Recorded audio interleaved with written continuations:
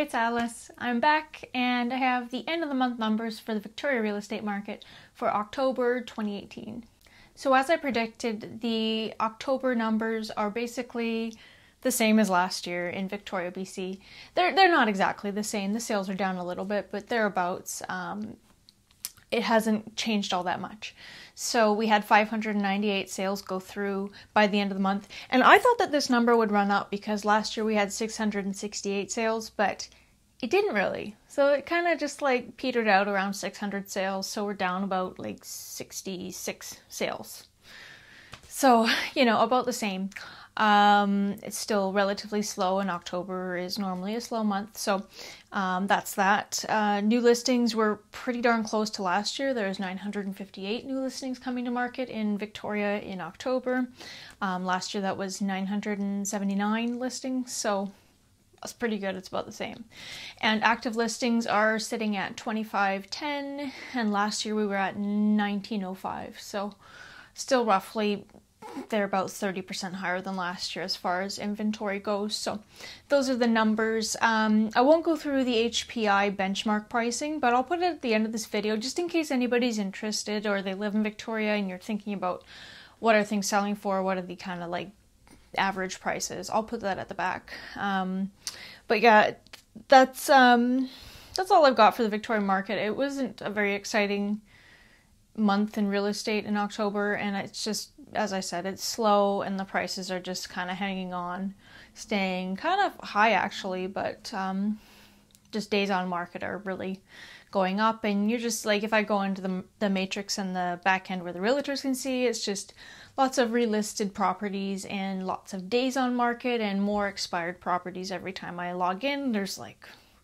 you know, at least 10 expireds, whereas last year there was no expired listings. Like, it'd be rare to see anything expire. So yeah, slowly things are changing. But anyways, other than that, yeah, I don't know. I'm just seeing a lot of negative articles in the news, and I don't really want to rehash them all because I feel like they're all saying the same thing. Like, you know, if you're reading the news and you're sitting there and it's like, sales are softening, sales are declining, you know, 10% down here, blah, blah, blah. Yeah, the market is softening, you know, and I don't know, like, I like to share whatever I find with you guys, but I just don't like the redundancy. I feel like there's a lot of redundancies in the articles, and it's all saying the same thing, that the market is in decline and a slowdown. So, yeah, and I think more so if you were interested in seeing where the market is going, Australia seems to be really going through the thick of it right now, and they've kind of followed the same trajectory as we have with the, I'm not going to go into it because people always grill me in the comment section, but the cause of the housing bubble in Australia was the same as basically here, and we know what that is like. But, so anyways, yeah, they're kind of crashing right now, and it's not that pretty. And they auction off properties there. I don't know the ins and outs of it, but essentially they auction them off. And the auctions are having really, really bad results. So if you want to see what could be to come, I would say look at Australia. I know people have been emailing me saying that they're having the same thing in Sweden and other places like London. So this isn't just isolated to our area. So if you're looking for more maybe information that could predict what we could expect, maybe look elsewhere. Right now we're still in that state where they're just painting it in the news like it's just a minor blip on the radar and oh, it's slowing down for winter and it'll pick back up, and it could, but I doubt it. But yeah, so anyways, that's that. I did want to share who I follow on YouTube though. I keep getting people asking me and emailing me saying, who do you follow on YouTube? Because it seems like YouTube has become this community, especially like over the last 2 years. I don't know what it is. It feels like everything's shifted to YouTube. Like, I don't watch a lot of TV. If I do, I'm like watching maybe a Netflix documentary. But most of the stuff that I watch is more on YouTube, which is kind of like, I feel sad saying that, but it's true. But anyways, I just wanted to share who I follow, and I was hoping that you guys out there in YouTube land could share if there's anybody I'm missing that I'm not following that is really informative and has a really realistic view of the market, then do share below, because I really want to know. I'm finding that a lot of videos that are getting produced on YouTube, I think people are so obsessed with just producing content and quantity that there's lots of repetitive interviews or lots of repetitive ideas just being kind of like regurgitated just to have that feed updated constantly. And clearly I do a video like once a week, and I just don't like doing like repetitive things. I just, so I just want to know, who are you following? Okay, so for real estate, I think everybody that follows my channel probably already follows Formafist, but I still really like Formafist. If you don't know him, he's up in Campbell River and he does real estate news updates, and he's great. And I think he was running for mayor of Campbell River. I don't know what happened there, but he's awesome. I've been following him for quite a while. Steve Saretsky, I've mentioned him before in a video. I really like his videos. He's also a realtor just like I am. And he's really right brain. He's really technical and really intelligent, and I like him. He's great. So if you don't follow him, check him out. I think you all probably already do follow him. He's got like 2,000 followers. So I also follow Mike Martins. He's not in the real estate industry. I think he worked in finance before, maybe investment advising, but he's kind of a loudmouth and he says it like it is, and he does a really great job digging up kind of obscure news articles about international real estate, and he covers a lot of the Australia real estate market as well. So I like him. He's entertaining. I know he's not a real estate professional, but I still value his ideas, and he is entertaining sometimes. So yeah. World Alternative Media sometimes covers real estate and economic news, and they are more on the red pill side, so they can be a little fear-mongering, but they're realistic, and I do like their approach to presenting news. And they're kind of bucking against the trend and trying to present I guess a view of the economy that you don't get from the mainstream media. So anyways, I follow them.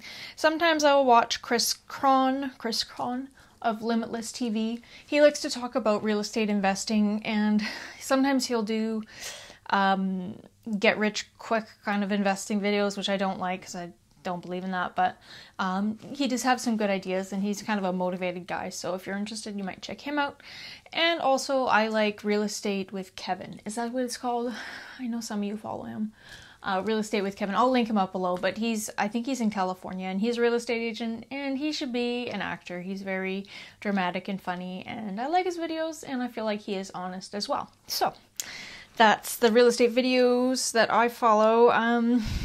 For finance and miscellaneous stuff, I do follow Peter Schiff on his podcast, but if he's in interviews on YouTube, I will follow him. I like Peter Schiff.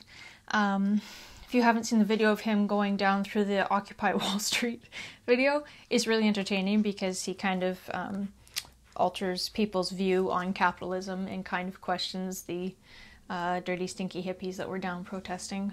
And anyways, he's a guy that I like. I like his interviews. I watched him with Joe Rogan, and I like that as well. So anyways, another one that features different voices in finance and economists is Greg Hunter.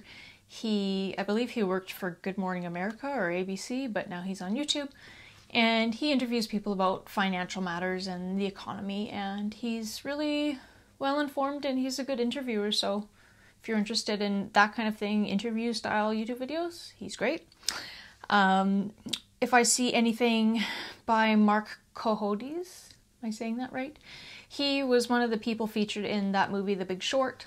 He talked on the news about shorting the housing bubble in Canada. I believe he shorted, I can't remember, that secondary lender. There was a lender in Ontario. It starts with an H, I can't remember it. Anyways, he shorted them, and they were just about to go bankrupt, and then they got saved by Buffett.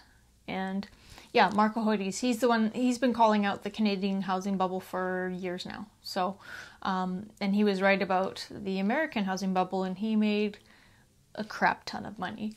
So if you see any interviews by him, or they're few and far between because he's not really in the public eye all that much, but if you see them, I do value those. I do like watching JSnip4 if you like updates on cryptocurrencies and altcoins, then JSnip4 is a good one. He's entertaining. He does more updates on US news. So if you are looking for those kind of things, or news on the economy, that's kind of a guy that I would follow. But he's not a professional reporter. He's just a dude that films in his car, and I think he's a computer programmer. But anyways, he's good for Bitcoin stuff. Other than that, I like to follow Tim Ferriss. I like his blog, I like his videos, and I like his podcasts. He's just a good guy for life hacking, that kind of stuff. I like it. I don't know. I like CRTV. I do follow Gavin McInnis on his videos and his podcast. And I know, like, I say that hesitantly because I know a lot of people don't like Gavin McInnis because they think he's a racist, which clearly they haven't listened to his stuff. But I like his videos. I find him entertaining. I like it when he makes fun of people. It makes me laugh. It is what it is. So if you're looking to laugh and you like old punk people from the 80s who are now old and crusty, then watch him. I like the Minimalists videos, and they are on podcast as well. So they talk about minimalism and simplifying life, and they are great. They've been doing that for, I think, about 6 years now. I like watching Gary Vaynerchuk, or Gary V. He's great for motivation and calling people out on their bullshit, I suppose, and business advice and branding. So if you have a business or anything like that, or you just need motivation, you might check him out as well. He does the videos, and then podcasts are more like long form kind of stuff. But he's entertaining. Some people like him, some people don't. So I'm just throwing it out there. I'm just looking at my list. Other than that, the only other podcast I listen to, I think there's one called The Property Brothers. No, there's a couple brothers out of Vancouver that do a podcast. If I find it, I'll link it. I listen to them, and there's also one called the Mad Fientist, which is about financial independence, or FI, about people who basically sock away enough money to retire really young, and they're super frugal, and he just interviews people who've done it, and he talks about how they got there, and techniques and ideas and all that kind of stuff. So that interests me, so that is what it is. I think that's it. I'm probably missing some. I'm not including a lot of people. Like, there's a lot I'm subscribed to, but those are my main ones that if I see, I'm excited to watch. But yeah, so that's long. But if there's anything I missed that you watch that is super informative or awesome, or gives you a new perspective on things, new ideas, I would love to hear it. And yeah, that'd be great. Anyways, that's all I've got for this week. If I see anything interesting coming up in the news, then I will share it. But as I said, I'm not going to just share fear-mongering news articles. We know that sales are down, and I don't need to rehash all these silly different ways of saying the same thing. So anyways, that's what I got for this week. And if you like this video, you can always subscribe, or you can like my video, or you can always send me an email as well to chat about real estate or whatever. Anyways, have a great week, and I'll talk to you soon. Bye.